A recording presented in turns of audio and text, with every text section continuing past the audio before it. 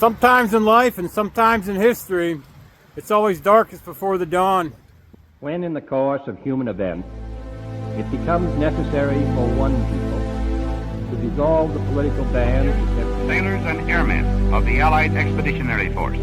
Well, I think it's time we ask ourselves if we still know the freedoms that were intended for us by the founding fathers. Not one small step for man. Those three hallowed words reverently dictate what you ought to be, what you can be, what you will be. We pledge to each other our lives, our fortunes, and our sacred honor. On December 19th, my brother's birthday. Happy birthday, Kevin. Thomas Paine had wrote The American Crisis. He talked about the times that tested men's souls. At this point in time, all of Congress had fled Philadelphia. Imagine that. It all rested in the hands of one man.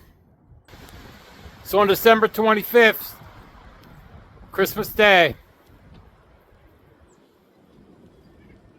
that's when someone pulled off a miracle. What Washington was, above all, was a leader. He was a man whom some would follow through hell. And he never forgot what the fight was about.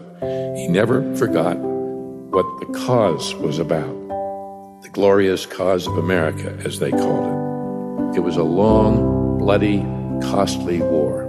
And as it wore on in the year 1776, we suffered one defeat after another. At Brooklyn, a huge battle, and we were soundly defeated. But then in a miraculous escape, we got back across the East River and were saved.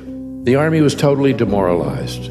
They'd been defeated, they were soaking wet, they were cold, they were hungry, they were down to only a few thousand men. The stories of our troops leaving bloody footprints in the snow because they were in bare feet, those stories are true. That's not mythology. Well, Washington took stock, just as the British Army was taking stock of what the situation was, and most every officer and all the politicians. And most everybody concluded that the war was over and we had lost.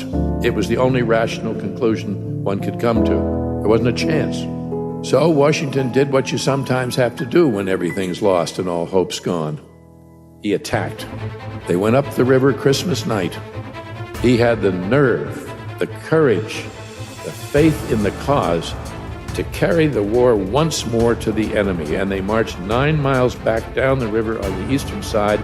It was very cold. What the wind chill factor must have been can only be imagined. They struck at Trenton the next morning. It was a fierce house-to-house, savage battle, small in scale, and it was all over in about 45 minutes, and we won. For the first time, we defeated the enemy at their game, war. This was a small engagement, but its consequences were enormous, beyond reckoning. It transformed the attitude of the Army and of much of the country toward the war, and in that it was a pivotal turning point.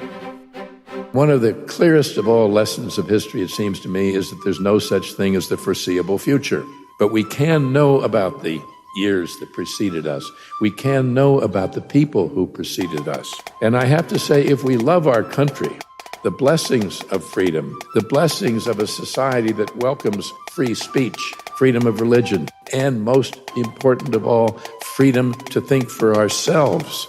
If we like that blessing, then surely we ought to know how it came to be.